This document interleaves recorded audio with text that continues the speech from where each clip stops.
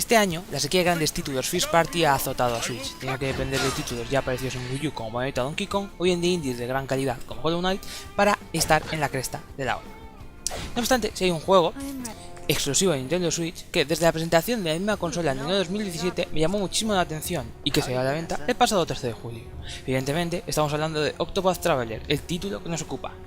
Ser de los productores de Bravely, llamarlo el sucesor de Final Fantasy VI, aunque puede que esto le quede grande, y las dos excelentes demos que han ido lanzando anteriormente sus creadores fueron suficientes para vendérmelo al menos. Tras un par de meses catándolo, 40 horas de juego del mismo, sabiendo la disparidad de la comunidad en torno a ciertas cuestiones que atañen al mismo juego, me dispongo a dar mi opinión del mismo. A ver qué os parece.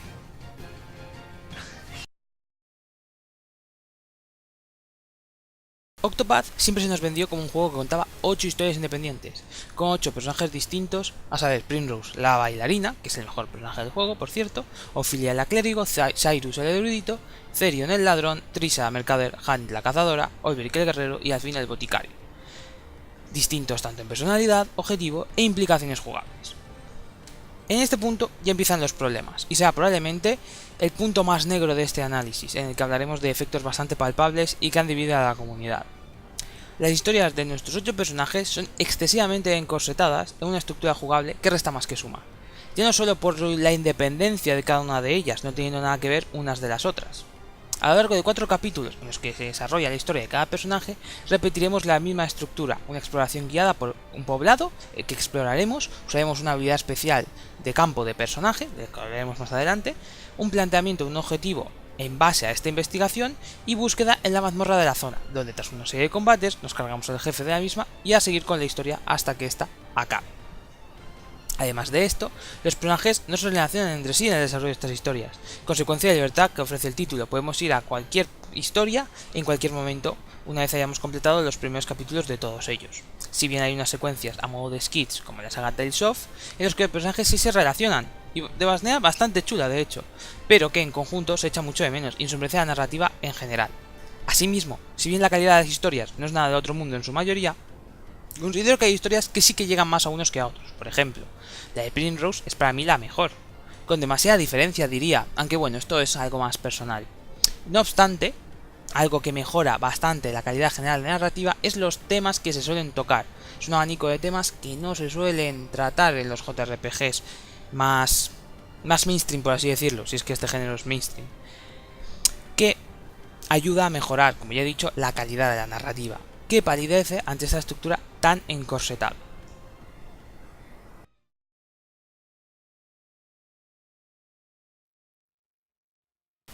Retomando la estructura de la historia de los personajes, tenemos luces y sombras.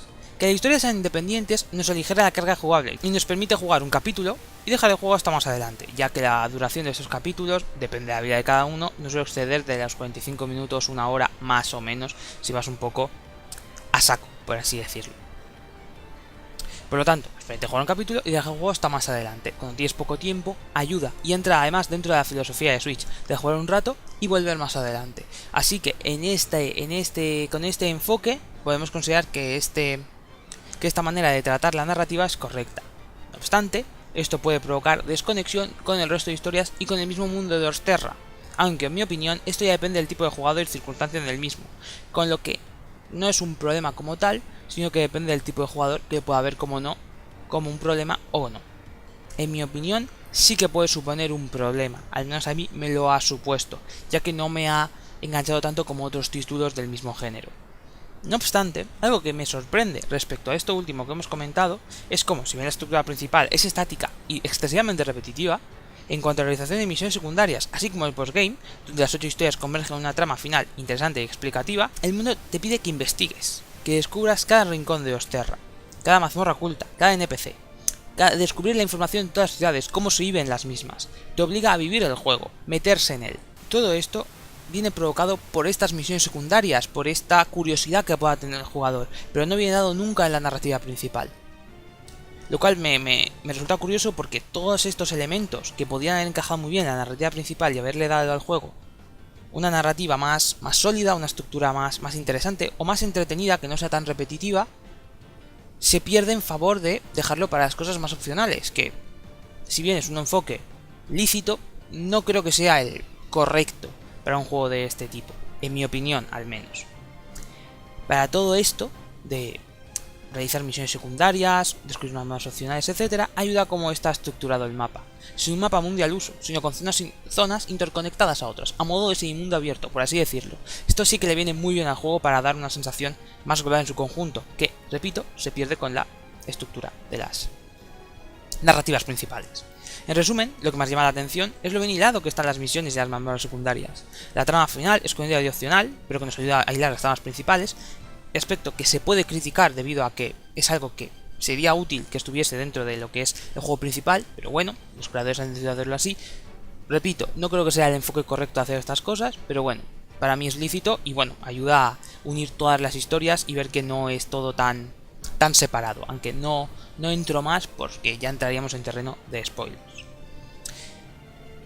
Todos estos elementos secundarios obligan a sumergirte en el emocionante mundo de Rosterra, que realmente está muy bien construido.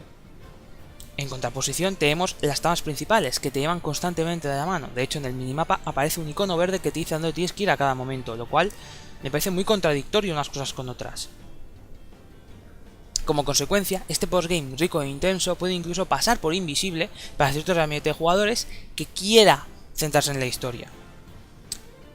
Es cierto que yo, como jugador de Octopath Traveler, recomendaría que si se puedes interesar en las cosas opcionales, pues mucho mejor. Pero cada jugador es un mundo y no puedes obligarle a realizar cosas secundarias para ver que el juego es bueno es muy bueno al realizar estas cosas opcionales y flojea más en la estructura narrativa principal.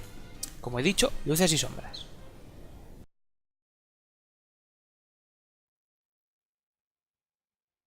Entrando de lleno en los tejemanejes del diseño de la jugabilidad, el sistema de trabajos de Octopath tiene reminiscencias claras de Final Fantasy VI por un lado y por otro de Bravely Default y de su principal origen, que no es otro que Final Fantasy V. En este título, si me permitís decirlo, olvidado ante la calidad argumental del 4 y sobre todo del 6, el juego se centra en la absoluta variedad del sistema de clases del mismo. Este inciso es importante porque sirve de base para lo que sería Bravely y por consecuencia para lo que es Octopath. Volviendo al título de Switch, no me enrollo más, hay 8 trabajos principales, cada uno de ellos asociados a cada personaje que no se pueden quitar de ahí, lo cual nos hace recordar efectivamente a Final Fantasy VI, un sistema de clases fijas. Pero tras completar el capítulo 1 con todos ellos y darnos la libertad de exploración, podemos obtener en mazmorras opcionales los 8 trabajos y equiparlos a cada uno de los personajes a modo de trabajo secundario. Pueden utilizar sus habilidades en batalla, fusionando tanto el concepto de trabajo fijo de Final Fantasy VI con los trabajos variables de Final Fantasy V y Bravely Default. En combate, eso sí, cada personaje tiene acciones exclusivas que no se le dan al usar el trabajo secundario, desde la invocación de NPCs en batalla de Primrose y Ophilia, como la captura y posterior uso de criaturas de Hanit, pasando por el robo de Etherion, elaboración de brebajes de Alfyn. Unas son más complejas que otras automáticas, como el análisis de Cyrus, que nada más entrar en combate revela una debilidad de los enemigos, algo importante, por lo que hablaremos a continuación cuando expliquemos el sistema de combate, o la posibilidad de que Trisa obtenga dinero al entrar en nuevas zonas. Es decir, que si yo tengo a Primrose como erudito de trabajo secundario, siendo bailarina su trabajo principal, no analizará a los enemigos al entrar en combate, pero sí que va a utilizar las habilidades de erudito que ya aprendí. Asimismo, como en todo JRPG que se precie, tenemos unas habilidades pasivas que se obtienen en este caso cuando desbloqueamos habilidades de comando, que son muy útiles y no solo eso, sino que podemos elegirlas independientemente del trabajo elegido. Esto hace que podamos equipar habilidades de clérigo, por ejemplo con un Olberic guerrero que tenga cazador con trabajo secundario, si previamente ha sido clérigo y ha aprendido algunas de sus habilidades. Asimismo, hay que hablar de que cada trabajo tiene una acción de senda exclusiva por personaje. Estas son las acciones que he comentado antes cuando he hablado de la narrativa que tiene que realizar en sus historias. Viniendo a esto, cada personaje tiene una acción de senda exclusiva, siendo 4 y dándose a pares entre los 8 personajes, una acción buena y otra perjudicial. Esta última acción perjudicial puede acabar con nuestra reputación en ciudades y teniendo que sobornar al tabernero de la misma para poder realizar acciones de senda, con lo que siempre hay un sistema de riesgo-recompensa bien medido ahí. Te obligan a usarla en la historia principal de forma torpe a modo de tutorial, aunque realmente en casi todos los capítulos te obligan a usarla, siendo irónico que su utilidad se demuestra de nuevo en las zonas más opcionales, siendo imprescindibles para obtener avances en las secundarias, descubriendo información, robando objetos, retando gente, etc. De nuevo, otra oportunidad perdida en pos de la narrativa. En cuanto a las habilidades, tenemos la opción de guiar o seducir de Ophilia y Primrose, siendo la primera la buena y la otra la perjudicial. Tenemos el retar de Olberic en frente del provocar de Hanit. tenemos el preguntar de Alfin enfrente del escrutar de Cyrus y tenemos la compra de Trisa y el robo de Therion. Esta última es la más fácil de usar y la más interesante porque es un facilitador de vida, pudiendo robar y o comprar objetos aldeanos, muchos de ellos realmente poderosos en el momento en el que aparecen. Este es uno de los muchos usos que podemos darles a estas habilidades, que realmente está bien medido, sobre todo, ya he dicho, en el tema de secundarias y del descubrimiento del mundo, de información, de derribar a algún personaje que esté haciéndonos la vida imposible, etc. Para acabar, hay que ponerle peros a este sistema, que está bastante bien construido, no obstante. Cada trabajo tiene unas armas asociadas, así como habilidades elementales, habilidades de mejora de stats, etc. Por ejemplo, el erudito es un experto en habilidades elementales, el bailarín es un experto en realizar boosts, el guerrero es un experto en habilidades de espada y lanza, así como el cazador en habilidades de arco. También tenemos unas habilidades que son más estratégicas, como la cabeza de lanza del guerrero mediante la lanza, para empezar el turno en la siguiente posición. Es decir, que cada trabajo tiene una serie de habilidades que podemos combinar unas con otras. Estas habilidades deben ser elegidas para que nuestros enfrentamientos sean lo más equilibrados posibles y no se nos escape ninguna debilidad de los enemigos. Todo esto de las debilidades, no os preocupéis, ahora mismo lo explico. El fallo viene que hay elementos y armas con habilidades mucho más interesantes que otras, y que esto podría estar más balanceado. Asimismo, hay ciertos trabajos que son más potentes, más fáciles de usar que otros, lo cual nos deja un poco desequilibrado el sistema. Todas estas cosas que estoy diciendo, a lo mejor os faltan datos, sobre todo si no controláis mucho cómo es el sistema de combate, vamos a explicarlo.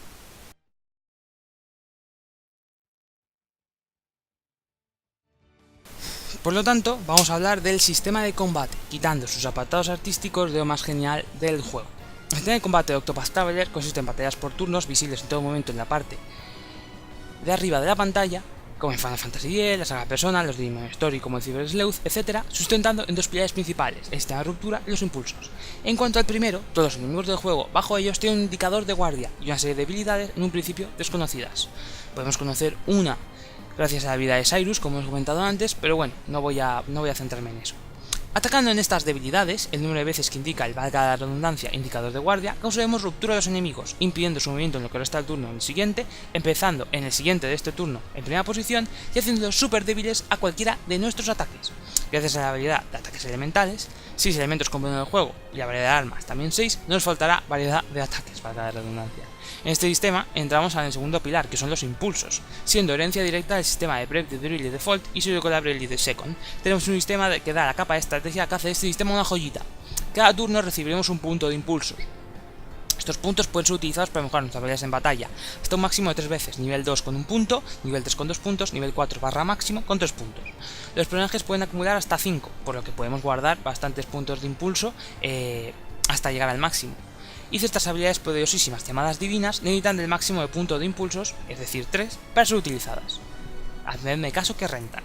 Acumular impulsos o utilizarlos sean claves en nuestros combates, puesto que, para el comando de ataque normal, aumenta el número de golpes, si bien para habilidades mágicas aumenta su potencia en el caso de los potenciadores de stats, aumenta el número de turnos que son potenciados estos stats. Me guardo impulsos para usarlos después y hacer un ataque mucho más poderoso, o los utilizo ya para causar ruptura enseguida al enemigo.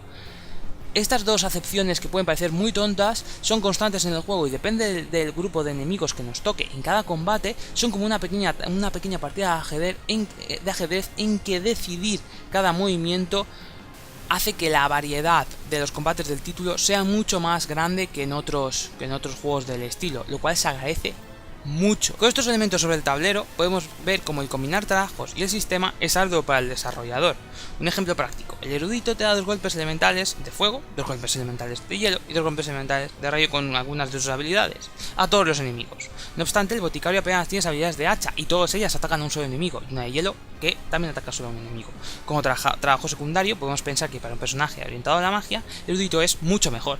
No obstante, nos puede salir un enemigo que solo débil a hachas. El erudito no puede hacer nada contra él, y el boticario se convierte en su bestia negra. Puede ser una alternativa tener otro personaje, por ejemplo, un cazador o otro boticario, que también tiene acceso a hachas, para vencer a este enemigo. Con lo que combinar los trabajos eficientemente, ya no solo en un mismo personaje, sino en el grupo entero, también es parte de nuestro trabajo. No obstante, es cierto que hay elementos y habilidades con más posibilidades que otros, como ya hemos comentado, con el erudito y sus habilidades elementales.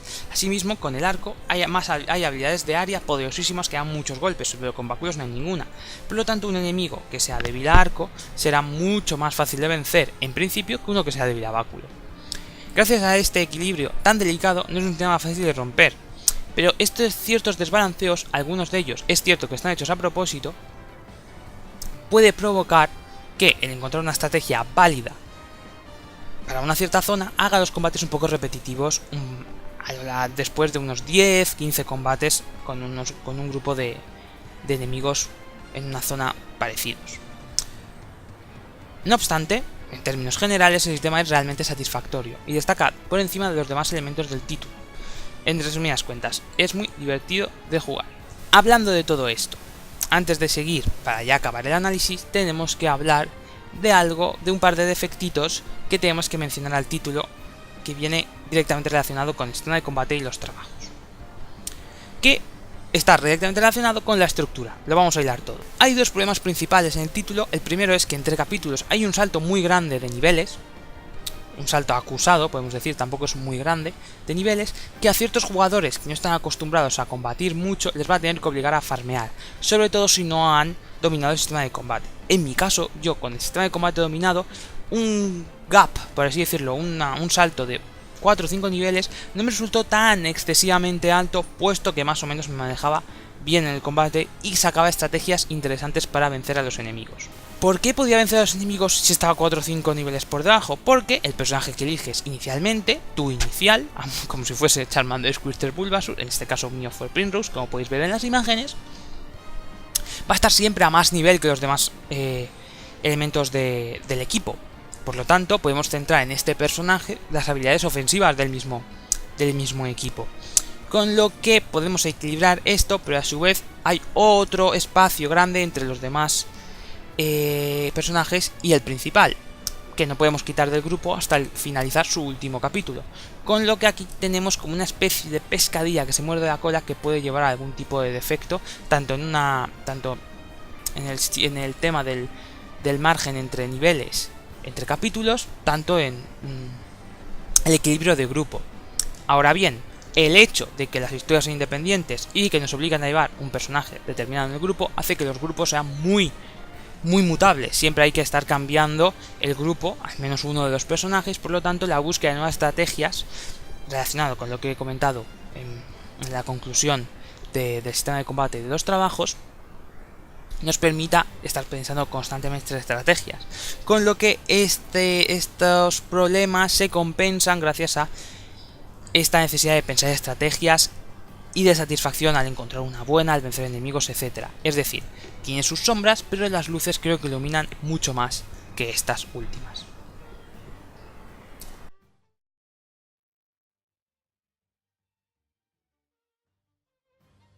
En cuanto al arte y la música, esto es lo mejor del juego junto a lo que he comentado anteriormente, su sistema de combate. Es bonito, es precioso, es maravilloso. Estos gráficos con un estilo antiguo con efectos modernos de iluminación o técnicas especiales en los ataques de los personajes de los enemigos. Te quedas embobado, es una absoluta maravilla. El ABSO es una absoluta locura, encaja en todas las batallas. Los temas que hay justo antes de las batallas finales teniendo ciertos acordes distintos según el personaje que estemos manejando en la historia en ese momento. Embobadísimo me he quedado con esto y es una absoluta maravilla. Me repito como el ajo aceite, pero me da igual, que quede claro, es una maravilla.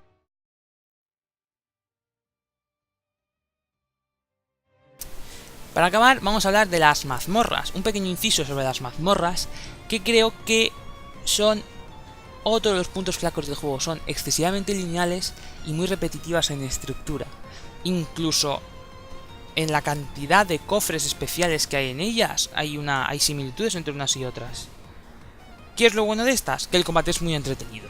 Por lo tanto, volvemos al equilibrio de antes. El sistema de combate es como que palía los defectos de estructura que volvemos a encontrar también en las mazmorras. No es aburrido por las mazmorras gracias a esto último, pero sí que es verdad que es difícil perderse y sobre todo difícil perder progreso. Esto no me parece un defecto, ya que hay puntos de guardado dentro de ellas. Esto no me parece un defecto, repito, sí la estructura, como he comentado antes, pero esto último no. Esto la verdad es que facilita la vida y eso no está mal. Pero sí que se habría agradecido un puzzle en alguna mazmorra tal vez, mayor dificultad en algunas mazmorras, más laberínticas tal vez. No sé, es una oportunidad perdida. Tampoco lo considero un defecto grave, porque muchos JRPGs tienen mazmorras simples, porque se centran en las batallas, y no creo que haya que hacer más sangre de este punto, puesto que en general el juego es bastante notable.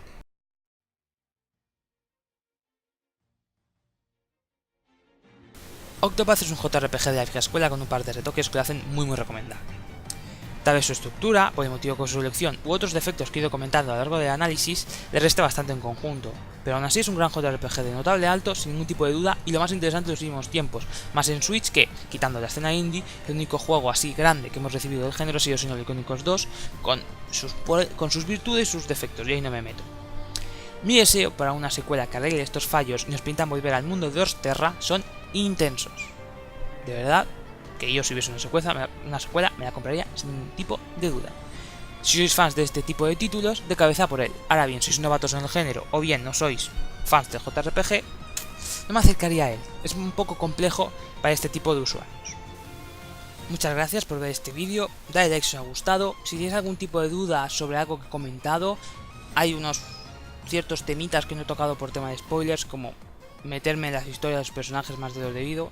Ese tema no he tocado nada, ni siquiera las he introducido porque pienso que si tenéis algunas dudas sobre eso, os la prefiero resolver en los comentarios, avisando de que es spoiler en vuestro comentario, yo os las contesto sin ningún tipo de pregunta.